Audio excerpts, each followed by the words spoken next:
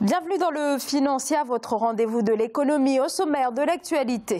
Après un bond de plus de 10% en mai, l'activité économique se maintient au Sénégal avec une légère progression au mois de juin. Les données de la direction de la prévision et des études économiques. Puis l'accord de prêt entre la Banque africaine de développement et le Gabon, pays pétrolier qui continue de subir les contre-coups de la fluctuation des marchés ces dernières années. Nous ferons ensuite le point sur les places boursières africaines à la fin de cette édition.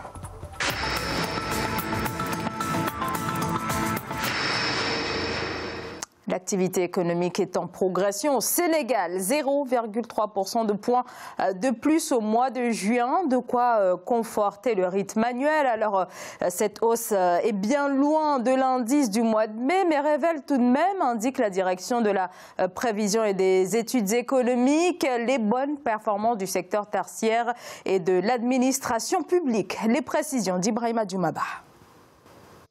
Selon la direction de la prévision et des études économiques au Sénégal, un service du ministère de l'économie, des finances et du plan, au mois de juin 2018, l'activité économique hors agriculture et sylviculture a enregistré une croissance de 6,9% en glissement annuel et 0,3% en variation mensuelle. Si les dépenses publiques augmentent, ça peut justifier une augmentation de la croissance annuelle. La croissance économique, effectivement, est tirée par le secteur tertiaire, notamment le bâtiment et les travaux publics, mais également les télécommunications. L'évolution de l'économie sénégalaise au mois de juin est principalement tirée par le secteur tertiaire, plus 1,7%, et l'administration publique, plus 0,2%, alors que les secteurs secondaires et primaires se sont respectivement repliés de 10,1% et 5,2% sur la même période.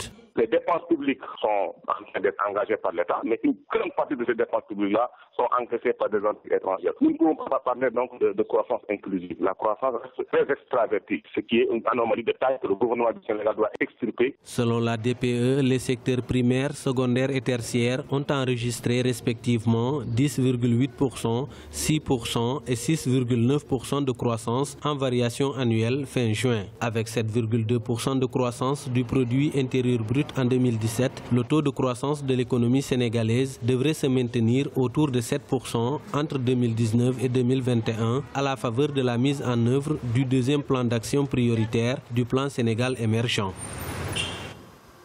36 millions de dollars, le montant des bénéfices réalisés par Standing Bank Ouganda au premier semestre 2018. Il s'agit d'une hausse de 4% pour la filiale ougandaise de Standard Bank. Une légère hausse des bénéfices largement attribuable à la croissance des revenus hors intérêt soutenue par la croissance des transactions, précise l'établissement bancaire. Au Gabon, la Banque africaine de développement appuie la politique de diversification de l'économie. Le Gabon qui peine à se relever de la crise des cours des matières premières sur lesquelles repose largement son économie, dont le pétrole qui représente 60% des recettes de l'État. Le soutien de la BAD a un accord de plus de 40 milliards de dollars. Le point avec Ibrahima Djoumaba. Au Gabon, la politique de diversification de l'économie est lancée. C'est dans ce sens que la Banque africaine de développement a accordé un prêt de 41 milliards 200 millions de francs CFA, l'équivalent de 62,75 millions d'euros au gouvernement gabonais. L'enveloppe est destinée au PADEC, projet d'appui à la diversification de l'économie gabonaise. Il faut continuer, de mon point de vue, à aller dans ce sens pour permettre justement au secteur pétrolier d'être beaucoup plus productif, plus compétitif. Ces dernières années, le secteur pétrolier a aidé à compenser la chute annoncée des revenus du pétrole. L'accord de prêt signé avec la BAD permettra l'assistance technique d'au moins 100 petites et moyennes entreprises, la création de 8000 nouveaux emplois, l'équipement de centres de formation, entre autres. Depuis quelques années, la zone économique spéciale d'Nkok est relativement opérationnelle. Il faut aussi faire en sorte que les petites et moyennes entreprises soient accompagnées. Une autre difficulté, c'est de trouver le capital humain susceptibles d'aider à améliorer la productivité. Là aussi, il faut une formation ciblée et une formation de qualité. L'État gabonais prévoit également le déploiement et l'opérationnalité de l'Office gabonais des recettes, l'augmentation des recettes fiscales issues du secteur hors pétrole qui devrait passer de 922 milliards de francs CFA en 2017 à 165 milliards de francs CFA en 2022, ainsi que le taux de transformation du bois censé passer de 4% en 2017 à 10% en 2022. Cap sur Douala et Libreville, les objectifs d'Air Algérie, une première expérience en Afrique centrale pour la compagnie du Maghreb. Ces nouvelles dessertes sont prévues avant la fin de l'année. 3 vols par semaine à partir du 2 décembre 2018 vers la capitale gabonaise et 3 vols également vers le Cameroun.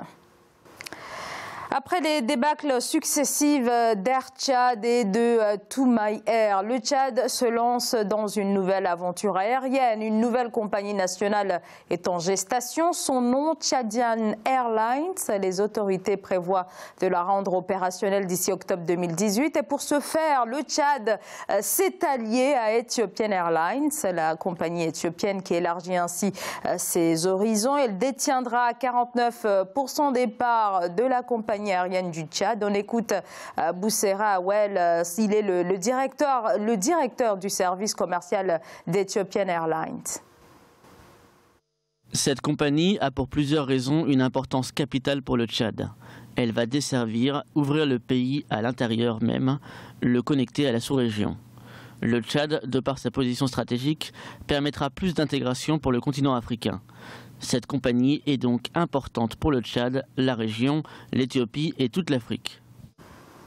Il est à présent l'heure de faire le point sur la bourse à la mi-journée. On commence par l'Afrique australe et l'océan Indien avec les marchés boursiers de l'île Maurice qui augmentaient de 0,02%. L'indice sud-africain également en hausse de 1,58%. La bourse du Nairobi était en baisse de 0,64%. L'indice Gaborone en hausse de 0,01%. En Afrique de l'Ouest et centrale, la BRVM baissait de 0,08%, la bourse du Nigeria de 2,17%, la bourse du Ghana augmentée de 0,15%. Et on passe à l'Afrique du Nord avec la bourse du Caire qui perdait 0,34 points, la bourse du Maroc qui était en baisse également de 0,61%, l'indice tunisien enregistrait également une baisse de 0,58%. C'est la fin de ce Financial. Merci de votre fidélité. On se retrouve très vite pour un nouveau rendez-vous de l'économie sur Africa 24.